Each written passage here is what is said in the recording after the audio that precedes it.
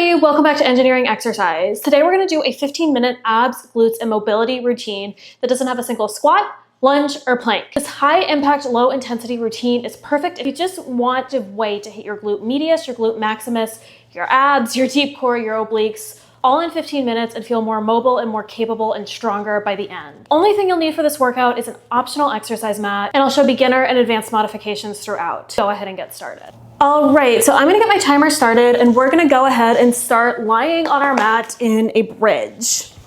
So we got 3 seconds. So I'm gonna be lying in this position and I'm going to press into the ball of my big toe and my heel, and I'm going to inch my hips off the mat, slow and controlled. So a couple things to make sure you're doing the bridge as best as you can is first to make sure your hips are in a straight line. You can see my hands are right here, and that is to make sure like one hip isn't pointing up radically higher than the other, but to make sure they're as even as they can be. Another thing, make sure your ribs are tucked into your hips because that's gonna help you keep your spine in a neutral position. And that's gonna be crucial throughout this workout. You don't want your back to be too arched or too round for this to be as effective as possible. All right, next we're going to build on this bridge. So we're gonna go ahead and do a marching bridge where we get up into this position and we're gonna lift one leg and then the other. All right, so I'm gonna inhale, and on my range of motion, I'm gonna try to exhale and lift my left leg and then my right leg. Now, while I'm doing this, I want to keep my hips I don't want my hips to move. I want them to be in as a straight line as possible. So there's a couple ways you can play around with this. You can go ahead and lift one leg, come back down. Lift up again, lift your other leg, come back down. Or you can do what I was doing before, where you lift up to this bridge position, and then you lift one leg, and then the other, one at a time. Want to make this even harder? Stick those hands up right above your shoulders to make you a little bit more unstable. All right, next we're going to do a quadruped leg extension, and for the last 15 seconds, we're going to do pulses. So quadruped, you might have seen this before, but it just means all fours. So, all right, so I'm going to get on all fours. I'm going to stick my left leg out behind me, and I'm going to lift and lower. So I'm gonna make sure my shoulders and my hands are in a straight line. I'm not walking them out here. And to really feel this in your glutes, what you're gonna wanna do is to imagine somebody's taking your heel and forcing it into the ceiling. You really wanna lead with that heel. All right, so in about 5 seconds, we're gonna start those pulses. All right, here we go. We're gonna pulse at the top of this range of motion. So the way you can really build muscle and work your muscles is not necessarily to like lift as much weight for as quickly as you can, but to maximize time under tension. So one way you can make body weight exercises like these be super effective is to try to play with tension and holds and pulses, and that can increase the difficulty level without having to use any weight. All right, so we're gonna do the same thing on the right side. So I'm going to imagine somebody's taking my heel and driving it into that ceiling to really activate this glute. If you feel like you're collapsing into one side or the other, then try to consciously add more weight into that opposite hand and opposite hip flexor. You want to be keeping your bent leg at 90 degrees here as well. And while you're in this all fours position, your abs are actually working more than you think. All right, now we're going to start pulsing. To keep you in this all fours position and to make sure your back is in a neutral position so you're not arching or you're not rounding through that back as well. So this is a great way to hit your core and your glutes all at the same time. All right, next we're gonna do an up and over quadruped raise. So we're gonna start with our leg out here and we're gonna lift up and over, crossing over our kneeling leg. So this is a great way to hit your glute max and your glute medius all at the same time. So I'm gonna park my leg out here like so at about a 45-degree angle, and I'm gonna lift and cross it all the way behind me. So here, your range of motion is coming entirely from your glutes. It's not coming from your hips, it's not coming from your spine, it's not coming from anywhere else. So again, we want to imagine somebody's taking that heel and we're kicking it into the ceiling. We don't want to be jerking, we don't want to be swinging. We want to be moving slow and controlled, because the slower and controlled we move, the more we maximize that time under tension and help activate those muscles and help build those muscles. All right, we got time for maybe one more. All right, now we're gonna do the same thing on the other side. So to work on mobility and to be as mobile as possible, you wanna make sure you're doing things from a variety of angles, like this movement right here. I'm gonna park myself out a little bit more so I don't hit the wall. We're gonna go up and over. So if we think about how we move day to day, we don't just go forward and backward or only to one side or the other, but we move in 3 dimensions. So we want to make sure our workouts also go in 3 dimensions as well to make them as effective as possible. So if you feel this too much in one hip flexor, try also to put your weight in your opposite hand too. That can be really common if you're dealing with your tighter hip flexor like I am right now. So moving my right leg, but really trying to make sure I'm putting enough weight in my left hand too. 2, 1. All right, now we're going to do mountaintop abs. So this is a variation on a Russian twist. So we're going to get in this position. We're gonna keep our back flat. We're gonna keep our hands out on a little bit of a diagonal from our shoulders, and we're gonna use our core to twist from one side to the other. Here we're working our obliques as well as our abs. So if your hip flexors are a little tight here, one thing you can do is kind of bow your legs out to the side like so. You don't wanna feel, while your hip flexors are working to support you, you don't wanna feel them working more than your core. Another thing you don't want to do is make sure you're rounded or really exaggerated in the position of your back as well. So you want to keep that flat as possible, and you'll really feel that in your abs.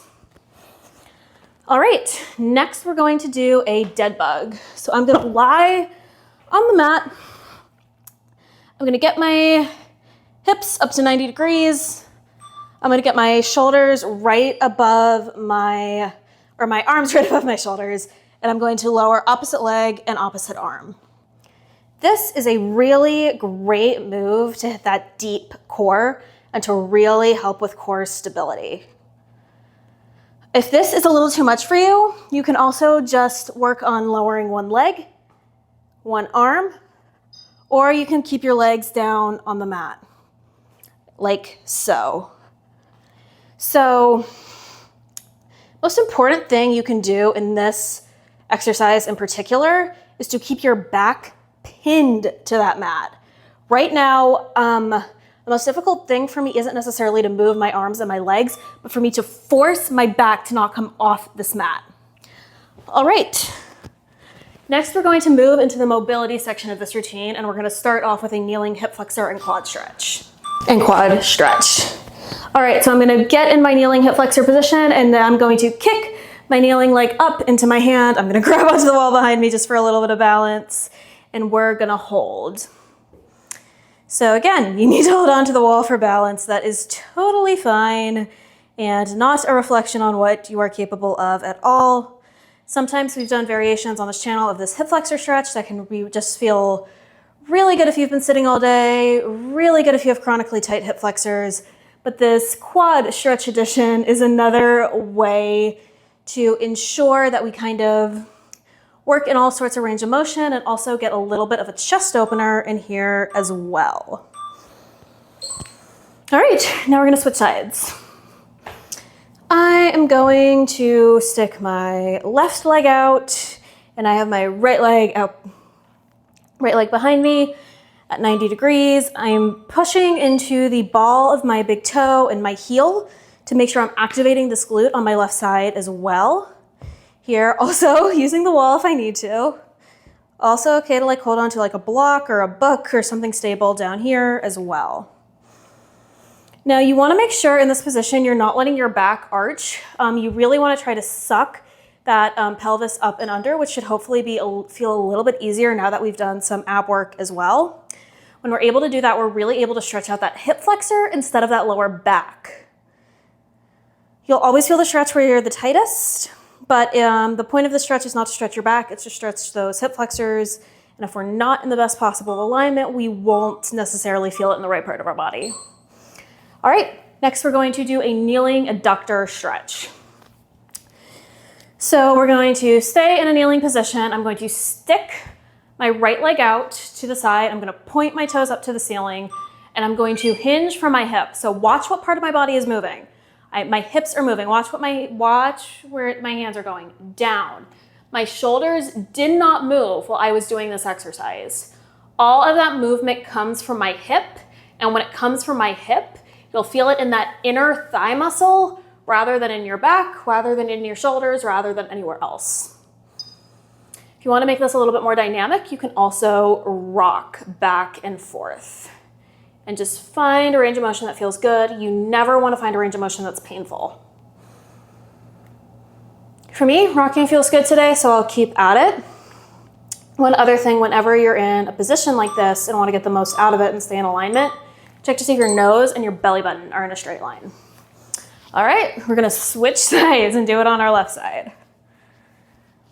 All right, so my hips are in a straight line, my nose and my belly button are in a straight line, and we are going to go ahead and get down on the mat, and I'm going to hinge from those hips, my shoulders aren't moving, and go down. I'm gonna stick that toe up, I'm gonna keep my nose and my belly button in a straight line, and since I want it to be a little bit more dynamic today, I'm gonna do some very gentle rocking back and forth. If holding steady works for you, if even just staying up here and you really feel a stretch works, do what works for you. Sometimes it can also be helpful maybe to have a yoga block right under you to help you ease into the stretch as well if you can't quite get your hands all the way down and maintain that hip hinge.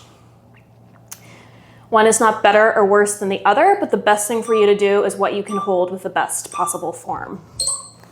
All right, next we're gonna do a figure 4 stretch. So lying back on our mat, I didn't even make you stand up for this. So we're gonna take our right leg, we're gonna cross it over our left, and we're gonna push it out into this figure 4 position. And we're either gonna put our hands behind our hamstring or our calf, whatever feels better. My calf today feels better than my hamstring, so I'm gonna keep it there. We wanna keep our body in proper alignment. So we wanna make sure one hip isn't coming up so much further than the other. You wanna try to point those toes up straight to the ceiling as well. This is all about finding what feels good. If you want a beginner modification, keep your foot on the mat and just hold here. If you want a more advanced modification, roll out to the side, like so. This is one of my favorite stretches because it really gets into that IT band, and it never doesn't feel good, and it's very, very accessible for all fitness levels. All right, next we're going to do the same stretch on the other side. All right, so I'm gonna take my left leg, I'm gonna cross it over my right, and we're gonna go ahead and hold this figure 4 position. I'm gonna make sure my toes are flexing up so I can feel that additional stretch as well. Totally normal to feel tighter on one side than the other. Most people have a tight side, most people have a weak side.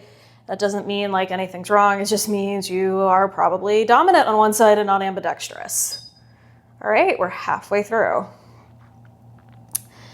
So this routine can be used in a lot of different ways. Today, personally, I'm using this as a form of very light active recovery because I know my back was a little cranky at me for everything I did throughout the week.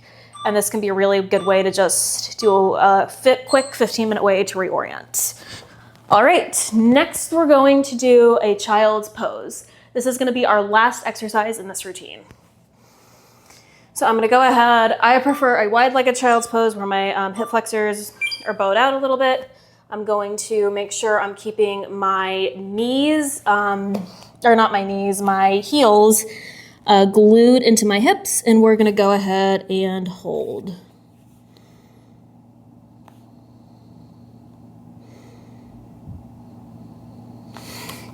If you want to try to drive your forehead down to the mat, that can also work well at the same time.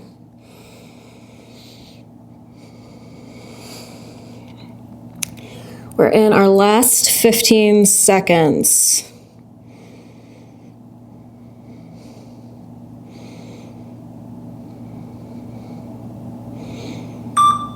2, 1. All right. That was it. That was a 15-minute abs, glutes, and mobility routine that you can do at home whenever you need to. This is a perfect active mobility day, perfect to do if you're stuck in an apartment, and perfect to do if you're stuck in an apartment, or perfect when you're crunched on time but want a really meaningful way to work on strengthening your glutes and your abs while just using your body weight. Please remember to like, comment, and subscribe. That's the most important thing you can do to help with the algorithm and to help a small channel like this one grow. For showing up for yourselves today, thanks so much for working out with me, and I'll see you next time.